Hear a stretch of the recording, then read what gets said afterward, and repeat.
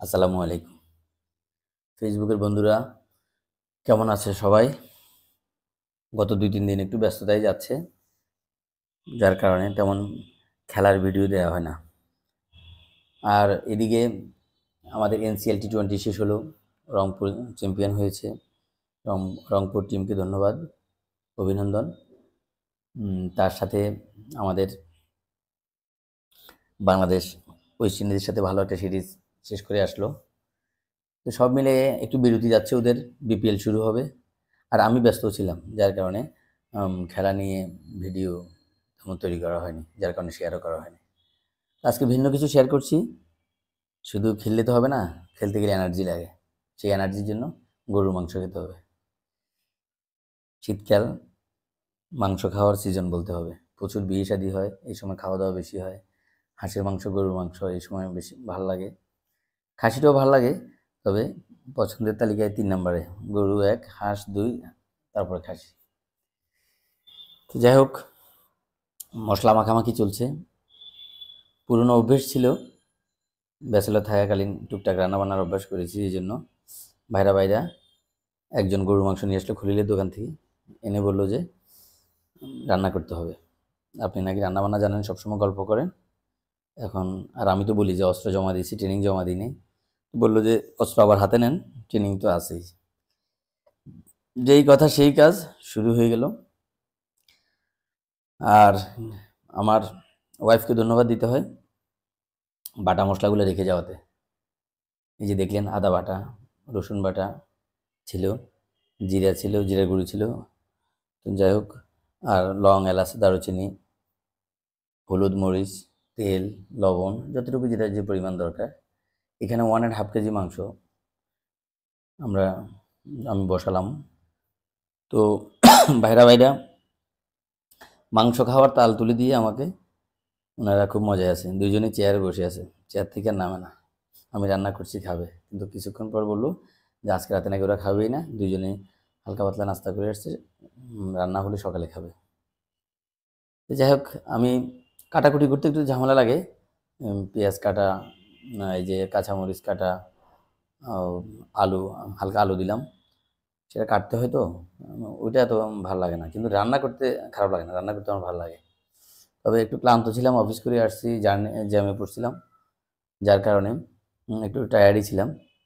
যাই হোক, তবে যেহেতু ৩ জন একত্র হলাম, পিকনিক মোডে ছিলাম, গল্প করছিল ওনারা, আর আমি রান্না বসাচ্ছিলাম।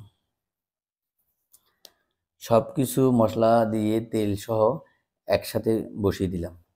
আমি সাধারণত প্রথমে তেল, তারপর সকল পেঁয়াজ, রসুন, আদা সব কিছু মশলাপাতি দিয়ে এরপরে ওগুলোকে লালচে করে এরপর মাংস দিলে আমার ওরকম ভালো লাগে। তবে এইভাবেও করা যায়, তো আজকে এইভাবে করলাম। সব কিছু একসাথে, এখনও চুলায় দিই নাই, সব কিছু একসাথে দিয়ে ম্যারিনেট করে রেখে দিলাম প্রায় আধা ঘন্টা। তো মাঝখানে আমাদের পেয়ারা কাটলাম, পেয়ারা খেলাম। ছোটো বোন পায়েস পাঠালো, পায়েস খেলাম। আর এদিকে মশলা টশলা মিক্স করে সব কিছু ম্যারিনেট করে তেল দিয়ে আধা ঘন্টা রেখে দিলাম। এরপরে নিয়ে চুলায় বসালাম। চুলায় বসানোর পর যে কথা, ওনারা খাবে না রাতে, তো ভাবলাম ভালো করে কষিয়ে রাখি, তাহলে একটু সময় নিয়ে ইয়ে করি। প্রায় 2 ঘন্টা মাংস, 1.5 ঘন্টা মাংসগুলো একদম কষিয়ে ভালো করে রেখে দিলাম। রাতের বেলা রান্না কমপ্লিট করে নিই, ওই অবস্থায় রেখে দিলাম। সকালে ঘুম থেকে উঠে এক চুলায় পানি গরম করলাম, গরম পানি দিয়ে তারপরে মাংস রান্না শুরু করলাম। আমি আমার মতো করে রান্না করি, তবে কনফিডেন্স একটু থাকে যে একদম খেতে পারবে না এরকম হবে না, খাওয়া যাবে, মোটামুটি সুস্বাদু হবে। তো যাই হোক, এই যে এভাবে মেখে রাখলাম রাতে, আর সকালে উঠে রান্না করলাম। রান্নার ভিডিও খুব বেশি করিনি, কারণ সকালে ঘুম থেকে ওঠার পরেই অত বেশি সময় ছিল না। তো রান্না করার পর, চুলায় বসানোর পর যখনই আস্তে আস্তে কালার আসা শুরু করলো, সেই সময়টা থেকেই ভিডিও ধারণ করলাম। আর অ্যাকচুয়ালি এই ধরনের একটা খাওয়ার ভিডিও ধারণ করতে গেলে অনেক সময় দিতে হয়, 7-8 ঘন্টা লেগে যায়।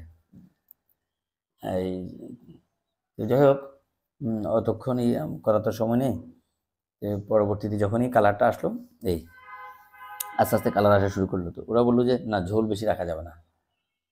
সে যাই হোক, শুকনো একদম মাখা মাখা করে শেষ দিকে যায় তুললাম। তো দুজনের থেকে ভালোই কমপ্লিমেন্ট পেলাম। আর সবাই তো বললো যে ভালো হয়েছে। তা যাই হোক, কালার দেখে কেমন মনে হচ্ছে, আর আপনারা টেস্ট না নিতে পারলেও টেস্টটা কেমন হবে ধারণা করে আমাকে কমেন্টসে জানাতে হবে। এত লম্বা একটা ভিডিও করলাম, ওখানে আবার ভয়েস দিলাম, অনেক কষ্ট হয়তো। তো আমার ফেসবুকের বন্ধুদের সাথে আজকে খেলা নয়, গরুর মাংস রান্না শেয়ার করলাম। যারাই আমার পেজের সাথে অনেক দিন ধরে আছে, প্রোফাইলের সাথে আছে, অনেকেই আমাকে বেশ উৎসাহ দেয়। আজ এতটুকুই, আল্লাহ হাফেজ।